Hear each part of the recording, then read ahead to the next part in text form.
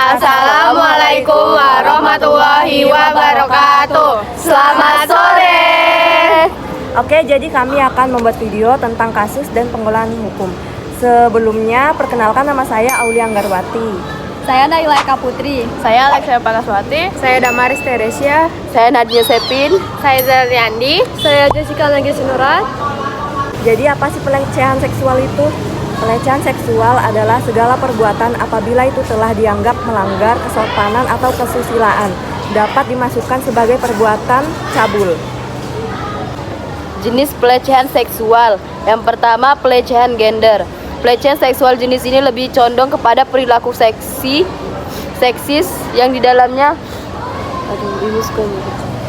memuat pengkhianatan atau merendahkan salah satu gender dengan memberikan komentar menghina, lelucon cabul, bahkan gambar yang bertujuan untuk merendahkan salah satu gender.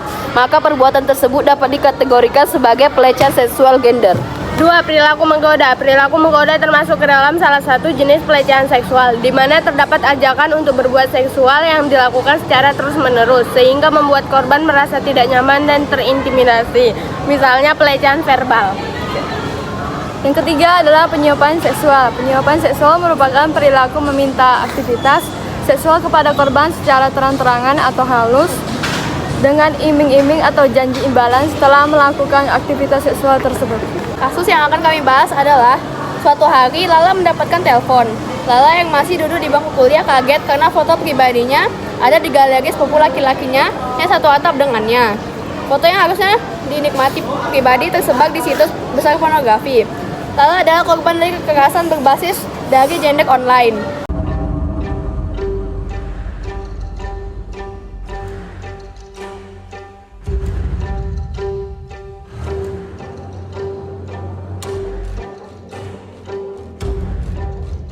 Tahun lalu, sebuah telepon mengubah hidup Lala. Lala bukan nama sebenarnya, kala itu masih duduk di bangku kuliah, kaget bukan kepalang karena ibunya mengabarkan foto pribadinya ada di galeri telepon sepupu laki-lakinya yang bahkan tinggal satu atap dengannya. Ternyata, foto yang harusnya dikonsumsi pribadi tersebar di sebuah situs bermuatan pornografi. Lala adalah korban dari kekerasan berbasis gender online atau KBGO.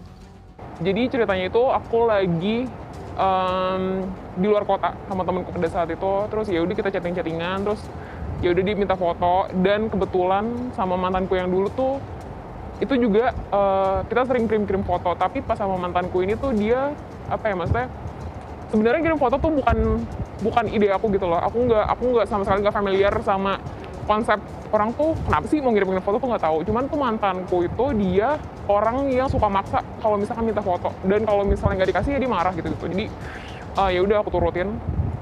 Jadi ketika aku ketemu orang baru, aku berpikir kalau itu pun hal yang biasa gitu. Intinya aku udah telepon si orang ini, terus nanya, lo nyebarin foto gue ya?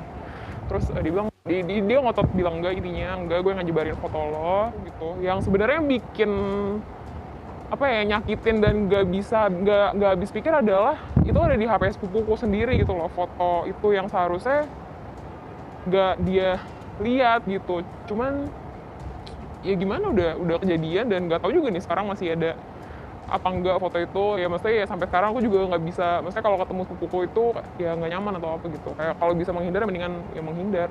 Ketakutan terbesar Lala adalah jejak digital yang tak mudah dihilangkan. Setelah kejadian itu aku jadi kayak suka panik sendiri gitu loh, kayak beneran takut dalam artian, aduh nanti siapa lagi nih yang lapor ke gue nih kalau dia ngeliat foto, aduh nanti siapa lagi nih, gimana nih gitu. Cuman lama-lama ya nggak panik lagi gitu ya. Bukan berarti sekarang santai-santai aja ya, tapi ya alhamdulillah aja sampai saat ini nggak ada nih gitu. Bingung. Cuman gimana, kayak maksudnya aku juga nggak mungkin menjalani hidupku selamanya panik gitu loh, tapi nggak tahu harus gimana kan. Data dari Komnas Perempuan menunjukkan peningkatan signifikan laporan kekerasan berbasis gender online dari tahun ke tahun. Tahun 2018 tercatat ada 97 kasus, tahun berikutnya naik hingga 281 kasus, dan tahun 2020 menyentuh 942 kasus. Komisioner Komnas Perempuan Siti Aminah Tardi menyebut telah merekomendasikan unsur transmisi disisipkan dalam draft RUU Tindak Pidana Kekerasan Seksual atau TPKS yang masih bergulir di parlemen. Misalnya, mengunggah konten pribadi ke ranah publik tanpa persetujuan pihak yang terlibat. Siti menegaskan hak untuk dilupakan atau right to be forgotten jadi salah satu dorongan pemulihan mental korban. Atau ketika kekerasan seksual itu ditambah dengan ditransmisikan, maka hukumannya bisa ditambah dengan pemberatan. Karena kasus ini bisa jadi akan berkembang gitu ya, dan hukum harus menjangkau 100-200 tahun ke depan. Bagaimana dengan korban-korban kekerasan seksual yang jejak digitalnya akan ditemukan. Ketua Panja RUU TPKS Willy Aditya mengakui dalam draft awal yang terdiri dari 11 bab dan 40 pasal ini belum ada aturan soal kekerasan seksual di dunia maya. Dalam perspektifnya, tindak kekerasan seksual di dunia maya dapat dilindungi dengan rancangan Undang-Undang Perlindungan Data Pribadi yang masih berproses di parlemen. Willy tak menampik draft RUU TPKS per 28 Oktober masih belum ideal. Namun, hal-hal fundamental seperti pencegahan, penghapusan, penanganan sudah tercantum. Politikus Partai Nasdem ini menambahkan perubahan unsur lainnya masih dapat dilakukan saat pembahasan dengan pemerintah. Yang menjadi hal yang lain ya silahkan kemudian Komnas Perempuan ya. Kalau ini dimasukkan lagi, saya takutnya 25 November itu nggak keburu. Tentu ada perdebatan baru ya. Di tengah kebijakan perlindungan korban KBGO yang sedang diupayakan, kesadaran untuk memahami ekosistem digital atau minimal melindungi data pribadi semakin dibutuhkan untuk memperkecil angka kasus kekerasan seksual di dunia maya. Diana Valencia, Septiadi Pradana, Jakarta. Lalu, Pasal pelecehan seksual. Adapun pasal pelecehan seksual dapat dijerat dengan menggunakan pasal pencabulan sebagaimana diatur dalam pasal 289 sampai dengan pasal 296 KUHP. Dalam hal ini terdapat bukti-bukti yang dirasa cukup. Jaksa menuntut umum yang akan mengajukan dakwaannya terhadap pelaku pelecehan seksual di hadapan pengadilan.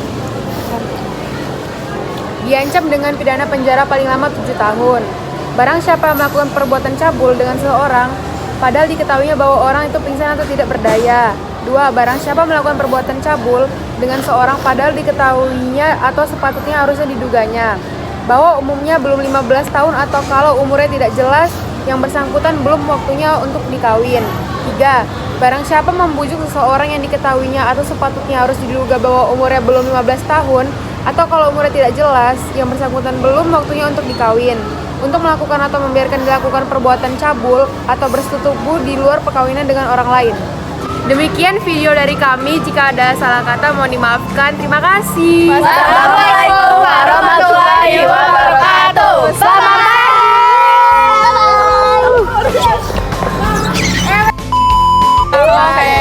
selamat sore. Gak apa-apa, ini kayak estetikan cuy. Capek deh.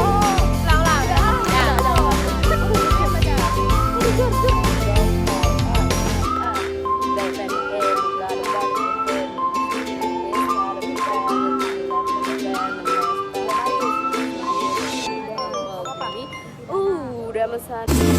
Satu dia nih. Satu, dua, tiga. Dianggap melanggar kesopanan atau kesusilaan, dapat dimasukkan sebagai Pengkhianatan atau merendahkan salah satu gender dengan memberikan komentar menghina, lelucon cabul, bahkan gambar yang bertujuan untuk merendahkan salah satu gender, maka perbuatan tersebut dapat dikategorikan sebagai pelecehan seksual gender.